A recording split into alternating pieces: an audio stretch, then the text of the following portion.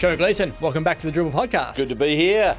Last time we were speaking, there was a bit going on in your life. Has there been any update at all? It's good to see you back in the studio. So, have you had any contact at all from Illawarra? No, none at all. It's I think they're quite happy with Justin Tatum, and I thought he did a good job first up. And they've had a break, so they're probably practicing, ready to go hard for this round's games. So it looks like, as you say, he's done well, and it makes more sense for them to keep an interim coach for the season, than try to find someone full-time for probably the season after that. Yeah, that's just, I think, common sense. But, I don't know where rumours start and all that. I had a call not long ago from a reporter who said I've signed 4 years, and I said, where about? So nothing's happening. I think my next adventure will probably be overseas. Yeah, so NBL will be shelved, and you'll look to all the things you've spoken about previously, that overseas is more likely to be for the next few years, and then come back to the NBL at the end. Yeah, I'll enjoy summer in Perth and go from there. Very good. Well, one of the big things that has been spoken about throughout Perth is Alex Sarr, projected #1 pick in the NBA. You spent the last 2 seasons in the NBA. How do you see his prospects for where he would be picked and why he'd be picked in this way? Yeah, look, there's great potential with him. He has a set of skills already at 18 years old.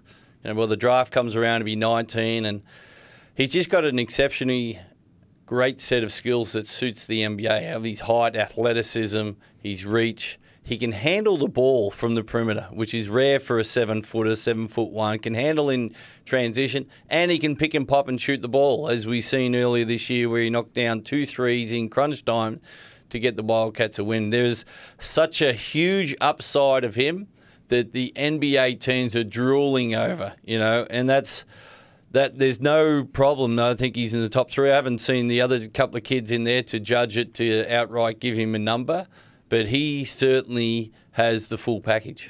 So you had Scotty Barnes with you at Toronto Raptors, who was a pick 4. When they arrive, how have they settled in? What's done to make sure that the big dog who's been on campus or somewhere else in Sarr's position, how are they settled into an NBA environment where suddenly they're not the big dog anymore and have to work it out? Yeah, well, you're playing against men. Scotty was a man child. He came in ready to play, physically strong. And as a man, Alex Sarr is not that at the moment. He needs to get stronger. He needs to put weight on. He needs to, fill out with his shoulders. So he has a presence out there. He's got everything else for a 7'1" that he can do a great set of skills. But it's going to be a progression for him. He's going to spend a lot of time in the gym, and that's the reason why he came to play in the NBL.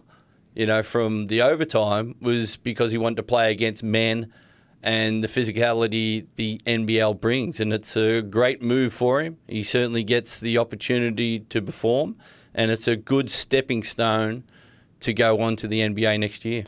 So what he is now will be very different to what he will become. When he becomes what he will really be in 2 or 3 years' time, and then build into what hopefully becomes a 10, 15-year career, where do you see him slotting into the NBA system the best? Yeah, he's like a 4 or 5, could go a couple of positions. I'll probably try to play him in the 3, 4 and 5, which NBA basketball now is getting positionless. And that's he can do that with his ball skills. He can handle on the perimeter. He can get to the basket. He's got a great spin move and finishes at the rim. He just needs to polish a few footwork drills, polish with some experience of getting past heavier guys and guards. But he certainly has those abilities. But even though that offense, I think his best asset is his defense.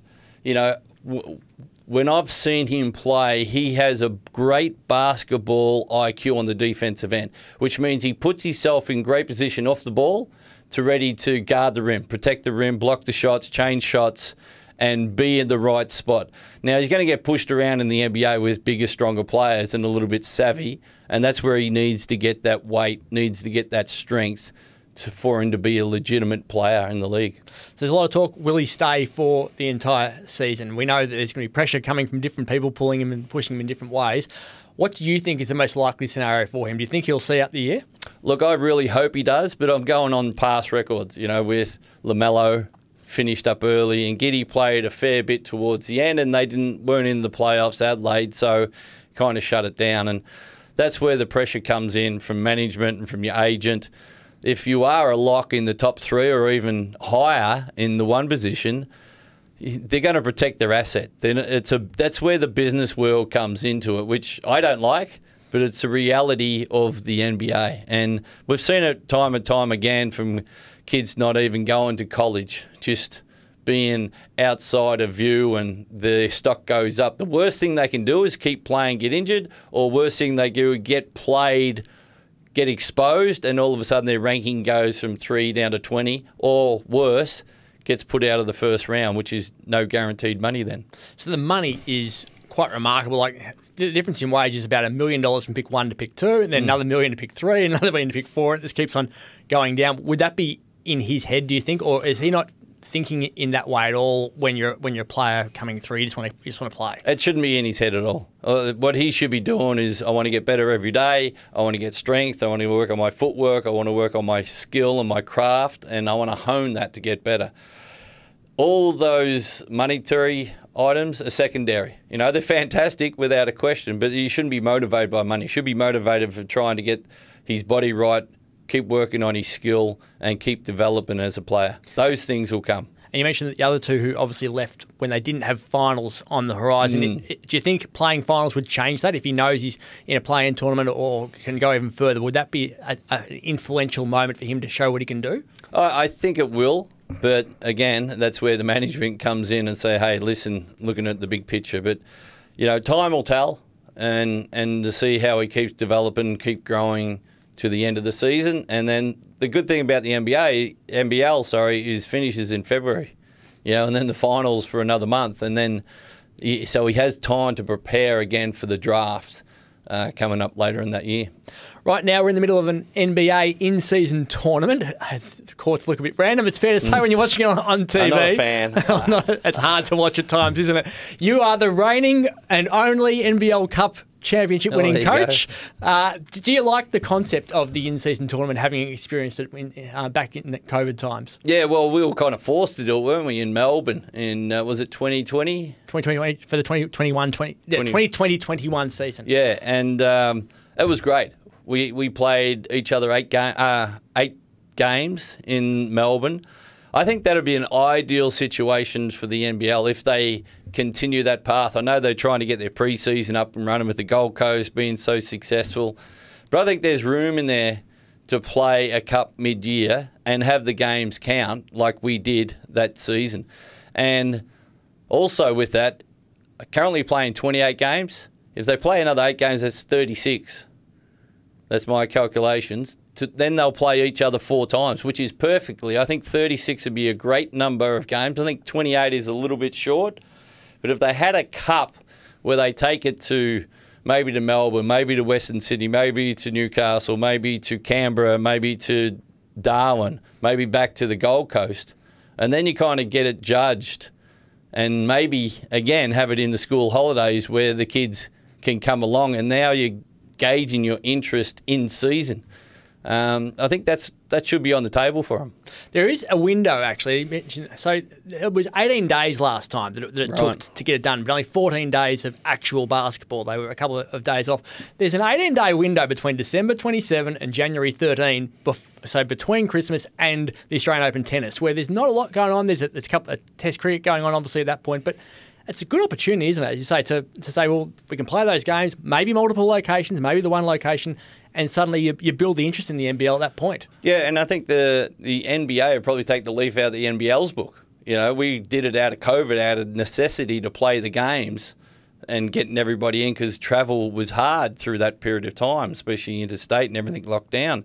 And now the NBA are doing it because they're following Europe with the soccer, and it's been successful so far. You know, the courts are obviously there. You know, it's an in-season tournament. I hate the red courts. I love everything else, but the red courts got to go, or the purple courts.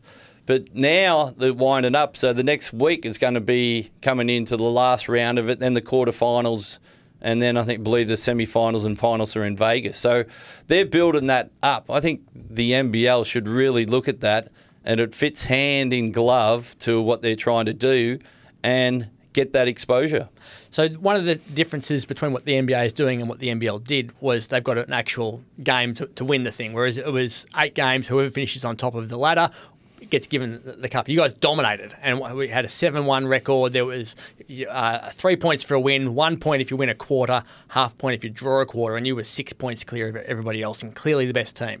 Did you like that idea of the English Premier League style ladder, or do you think there needs to be a grand final at the end for the top 2 teams to actually play for the cup then? Well, no, I kind of like the point system, because you're playing the 8 games and it's over that journey of 8 games, and then get the quarter points. And pretty sure that we got a bonus for that too. And Jack, and his very, very generous offer, shared it with the team, which was unbelievable. And I know the guys were very happy about that, to get that. So, yeah, I think I like that format that the NBL had back then.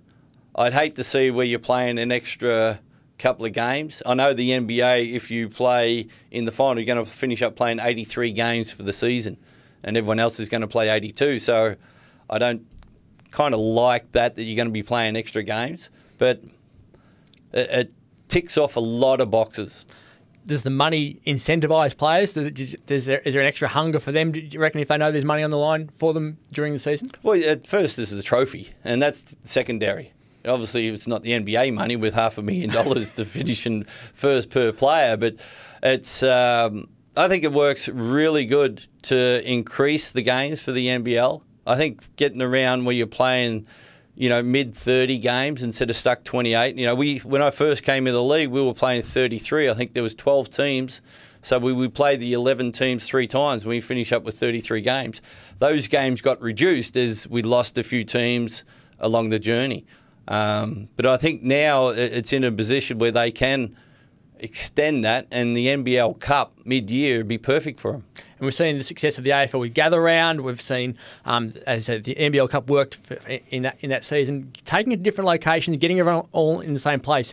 Is there a different atmosphere, different sort of vibe within the teams when you're seeing each other? I think you're all in the same hotel, weren't you, back in 2021? Yeah, we were shared in a couple of different hotels, and we had one floor, and another team had another floor. So it was, there is a different vibe, because you go in there early to catch a game, or you're staying there after the game to watch the opposition. You don't get to do that during the season, because you're straight on the bus and then you move into the next place, or back. There's no game. So it's great. There's a great energy through that, and that was really successful. I think the NBL Cup when they ran it. I'd like to see it come back.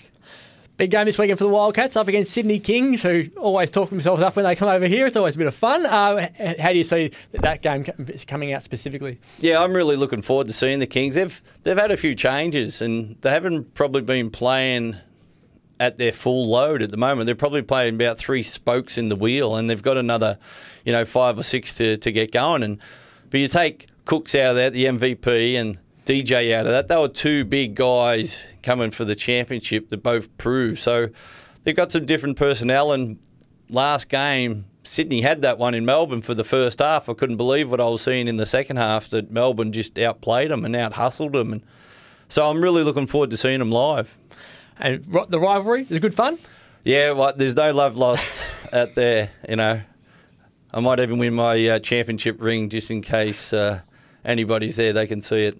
Well, it's funny speaking to Paul Smith last year when he said, if we can knock the Wildcats out of the finals, he said it'll be the 5th greatest day of my life behind winning championships, getting married and having kids. And we're like, they talk themselves up, that's for sure. So, look, thanks for coming in. Really appreciate it. Good to see you. We'll look forward to seeing you just before Christmas in another fortnight. No worries. Enjoyed it.